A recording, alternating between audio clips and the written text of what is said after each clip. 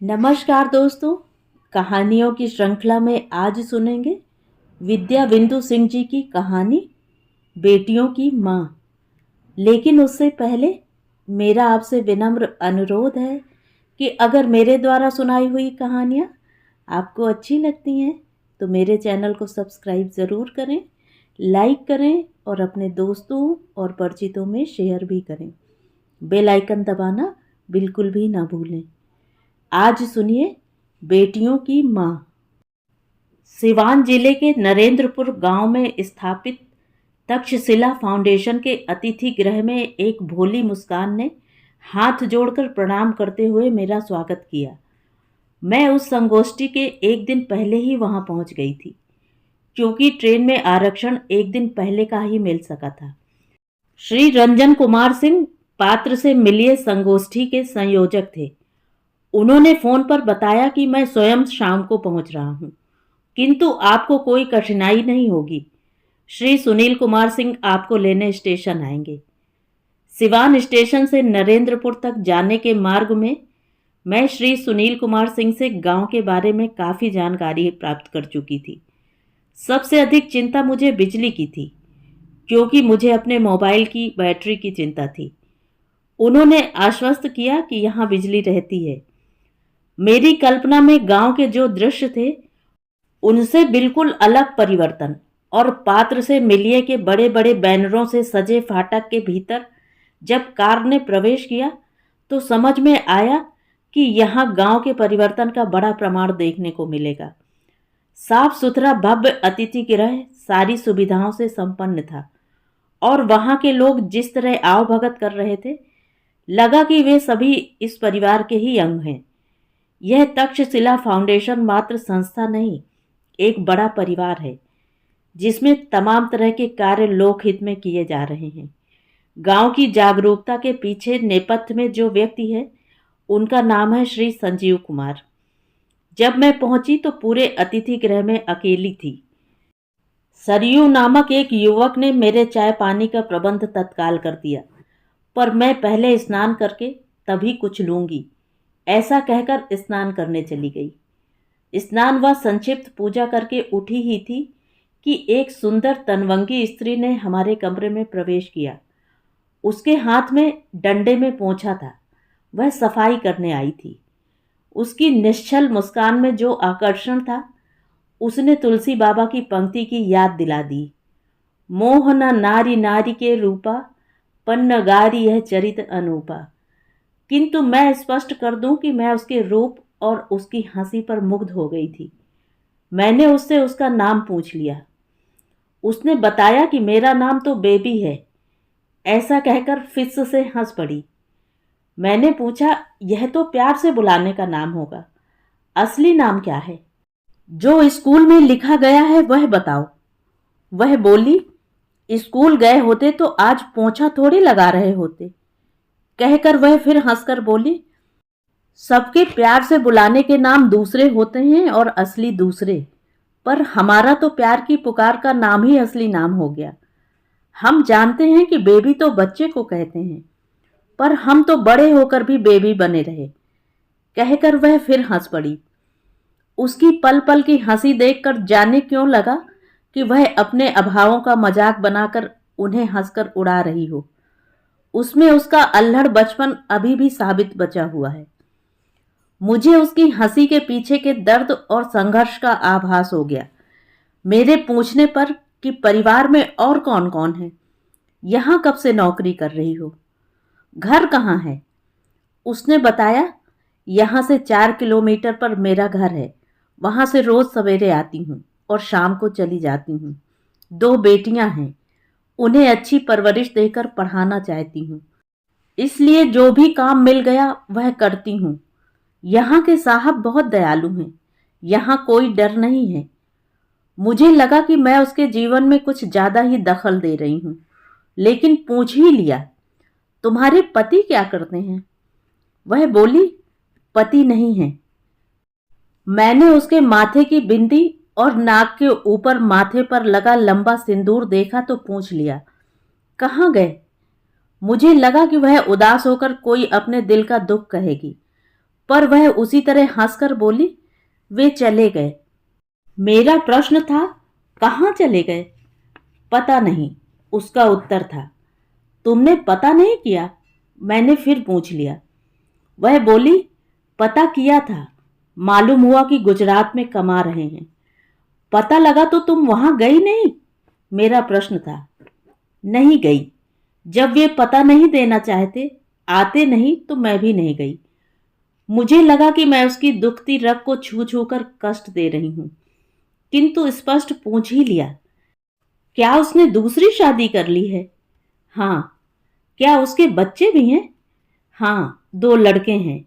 मैं चुप हो गई, तो वह स्वयं ही आगे बोली, मेरी बेटियों से उन्हें चिढ़ थी, वे बेटा चाहते थे।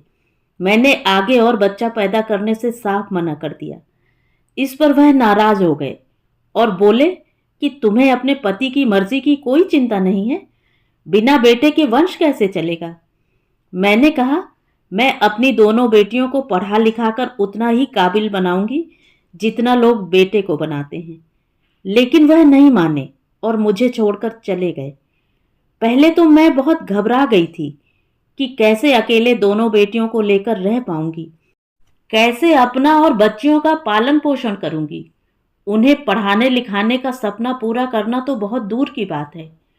जाने के बाद उन्होंने ना कोई चिट्ठी लिखी, ना अपना पता भेजा और ना लौट के आए।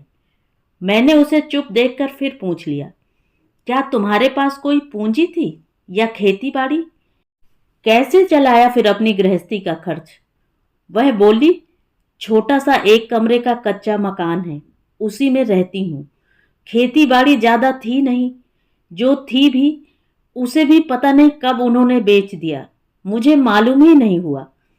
मैं गांव के बड़े घर वालों के यहाँ काम करके अपना गुजारा करती रही और बच्चियों का स्कूल में नाम लिखा दिया। फीस लगती नहीं, थोड़ा बहुत जो खर्चा कॉपी किताब का है उसका इंतजाम यहाँ से साहब करा देते हैं। तुम यहाँ कब से काम करने लगी?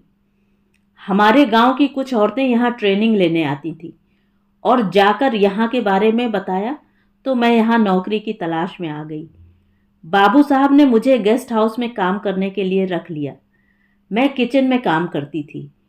फिर वहाँ कोई और जो छुट्टी पर गए थे आ गए तो मुझे काम छूट जाने की चिंता हुई, लेकिन मुझे और काम मिल गया और मेरी नौकरी बच गई। माता जी, समय सब कुछ सिखा देता है। मुझसे लोगों ने कहा कि तुम झाड़ू पोंछा लगाओगी तो नाते रिश्तेदारी में बदनामी होगी, पर मुझे लगा कि यह सब बेकार की बातें हैं। यहाँ आकर मुझे ऐसा महसूस हुआ कि कोई भी काम छोटा बड़ा नहीं होता। यहाँ के बाबू साहब लोग कहते हैं कि काम ही पूजा है। गीता रामायण की बात कहकर समझाते हैं कि भगवान ने भी यही कहा है कि अपना कर्तव्य ईमानदारी से पूरा करो, वही सबसे बड़ा धर्म है। अब मैं यहाँ काम करती हूँ तो नए नए लोगों से मिलने, उनकी बातें सुनने समझने का मौका मिलता है।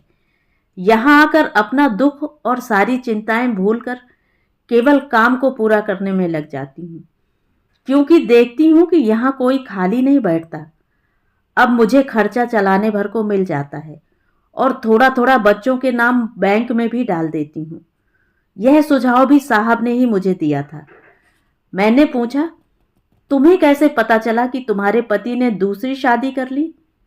वह फिर हंसते हुए बोली, कई वर्षों बाद मेरे भाई ने अहमदाबाद में उसे देखा और पीछा करते हुए घर पहुंचा तो वहां एक स्त्री और 2 बेटों के साथ वह खाना खाते हुए मिला।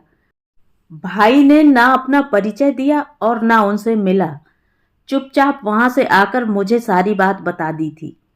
मुझे दुख तो जरूर हुआ था, लेकिन अब दुख सहने की आदत पड़ गई है। क्या तुम्हें मालूम है कि एक पत्नी के होते हुए दूसरी शादी करना जुर्म है? तुम उसके खिलाफ मुकदमा दायर करके अपने और बच्चियों के भरण पोषण का खर्चा मांग सकती हो। वह बोली, उन्हें अपने बेटों के लिए कमाकर रखने दीजिए। मुझे भगवान ने हाथ पैर दिए हैं, मैं इन बच्चियों के लिए उनके बाप के सामने हाथ नहीं फैलाऊंगी। जब उन्होंने हमसे नाता तोड़ दिया तो फिर खर्चे के लिए नाता जोड़ने की कोई जरूरत मुझे नहीं लगती। वे अपने बेटों में खुश हैं, और मैं अपनी बेटियों को खुश देखने की कोशिश में खुश हूं। आगे मेरे पूछने पर उसने बताया था कि सास ससुर माता पिता सभी पहले ही ईश्वर को प्यारे हो गए थे। मायके ससुराल में भाई भतीजे जेठ देवर सब हैं। सबकी अपनी अपनी गृहस्थी है, अपने खर्चे हैं। मैं किसी पर बोझ नहीं बनना चाहती, इसलिए कहीं नहीं गई। मैं सोचने लगी थी कि जब कोई भी दुख भीतर बोझ बनकर रह जाता है, बाहर नहीं निकलता, तब मन तो बेचैन रहता है, किंतु हंसकर सारे दुख सहना सिखा देता है। मैं यह भी सोच रही थी कि क्या नारी विमर्श का यह रूप किसी अत्याधुनिक नारी विमर्श की थोथी वकालत से कम आंका जा सकता है। मैं बात करते करते चाय नाश्ता पूरा कर चुकी थी। वह पोंछा लगाकर हाथ धोकर खड़ी हो गई थी। मैं नहा कर आई थी। उसने मेरी ओर देखकर कहा, आप मुझसे बात करने में गर्म कपड़े पहनना भूल गईं। आप लेट जाइए, मैं कंबल उड़ा देती हूँ। उसने कंबल खोलकर उड़ा दिया, जैसे मैं भी उसकी छोटी बेटी हूँ। लोग कहते हैं कि बच्चे और बूढ़े दोनों एक बराबर की संभाल चाहते हैं। शायद यही भाव उसके मन में आया होगा और वह अपनी ममता से मुझे ऊष्मा देकर चली गई। मैं सोच रही हूँ, कहना लिखना उपदेश देना कुछ और है और उसी विचार को जीना कुछ और। बेबी, तुम ऐसी ही हंसती रहना। तुम्हारी हंसी सबको छूत की तरह लगती रहे, यही ईश्वर से प्रार्थना करती हूँ। यदि आशीर्वाद में कोई शक्ति होती है तो मैं तुम्हें रोम रोम से आशीर्वाद देती हूँ कि ऐसे ही हंसी बांटती फिरना। तो ये थी कहानी। कहानी आपको कैसी लगी कमेंट करके ज़रूर बताएं।